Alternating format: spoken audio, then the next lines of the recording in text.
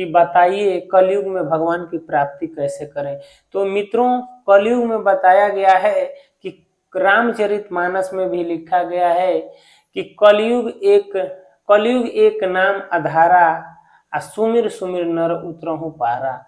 कहा गया है, तुलसीदास जी भी कह रहे हैं कि कलयुग में जो है केवल हरि के कीर्तन से जो है जीव जो है मुक्ति को पा सकता है, मोक्ष को पा सकता है। कहा गया है कलयुग एक नाम आधारा, केवल नाम आधार है। किसका? हरि का। मित्रों, और आपको करना कैसे है, उनका नाम जप कैसे करना है, आप इस बात पे भी ध्यान दीजिए।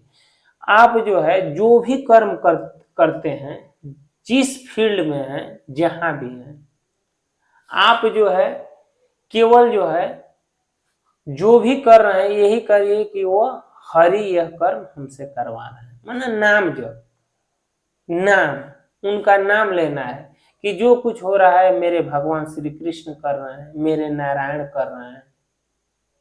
बस यही धारणा है, यही जो है नाम आधार है। ऐसा नहीं है कि आप जो है सब कुछ छोड़कर और माला लेकर कहीं बैठ जाइए तो होगा, ऐसा नहीं है।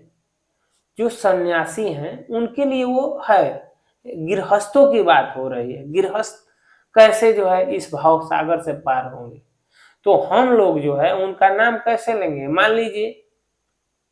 मान लीजिए आप दुकान चला रहे हैं, तो दुकान चला रहे हैं तो कोई आया तो कहा 2 किलो चीनी दीजिए, कोई कहा 2 किलो दाल दीजिए, कोई कहा चाय पत्ती दीजिए, कोई कहा जो है साबुन दीजिए। तो ये जो भी आप कर्म कर रहे हैं, आप कहेंगे कि नाम भी कैसे लूं और कर्म भी कैसे करूं।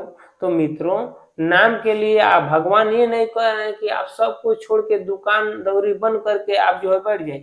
वो कह रहे हैं कि जो भी आप सामान दे रहे हैं, चाहे उससे बातें कर रहे हैं, तो आप मन में स्मरण यही करिए कि ये स्वयं नारायण हमसे ये कर्म करवा रहे हैं, उन्हीं के संयोग से ये सब हो रहा है।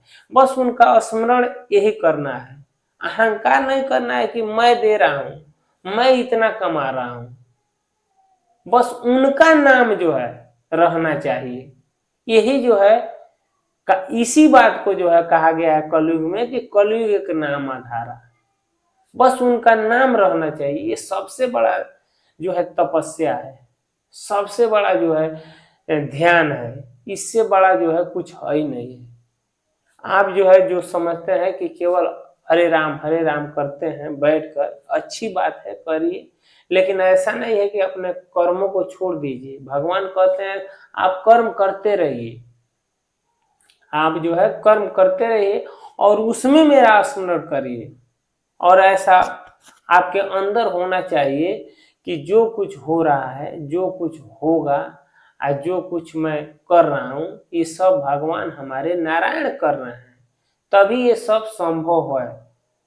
अपने को कर्ता न मानिए, और उनको जब कर्ता मानेंगे तो कर्ता के मतलब ईश्वर जब रहेंगे तो उनका नाम भी रहेगा, तो नाम ही आधार है।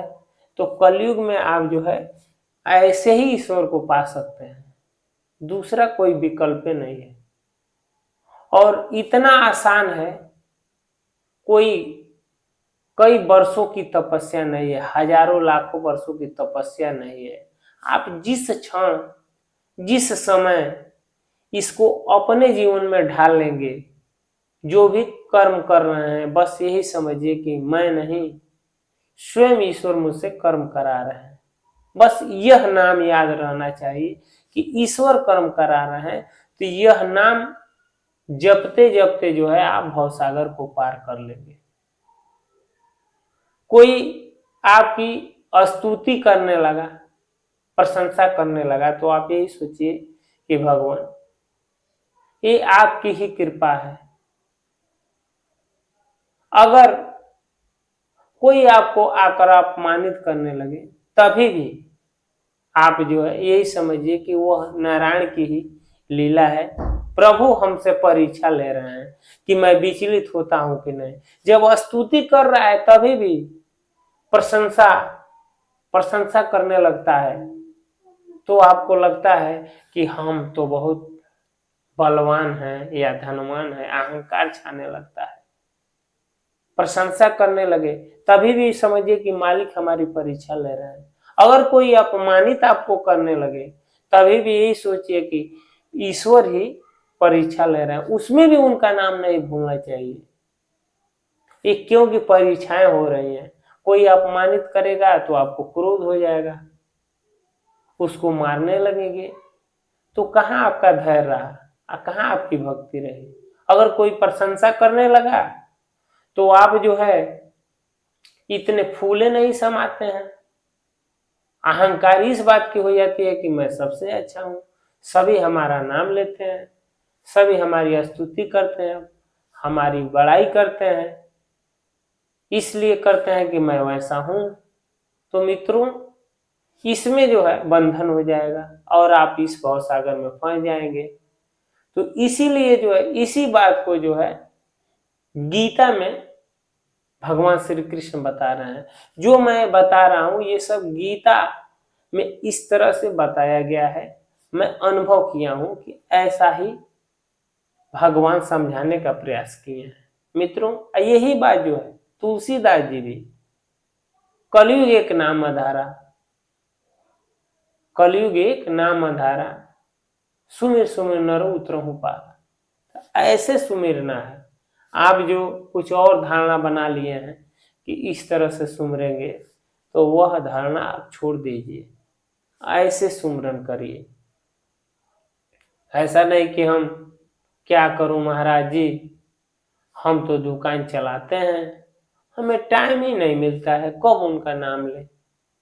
कोई कहे महाराज जी हम तो विदेश रहते हैं, वहां तो कोई चांस से नहीं है कि उनका नाम जप करें। ए भाई, इसके लिए तुम्हें अलग से कोई टाइम लगेगा। जहां हो वही जो कर रहे हो, मैं नहीं कर रहा हूं, ईश्वर कर्म करवा रहा है।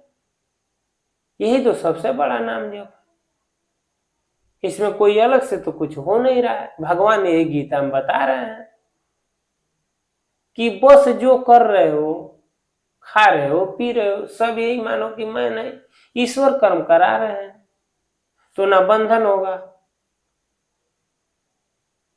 और ना आप इसमें फंसेंगे।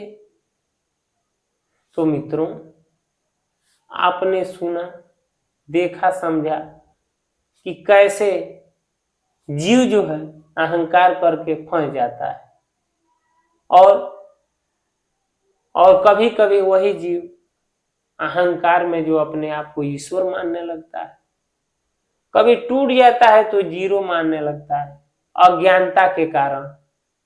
इसलिए मित्रों, हमें और आपको यह समझना होगा कि ईश्वर कैसे मिलेंगे।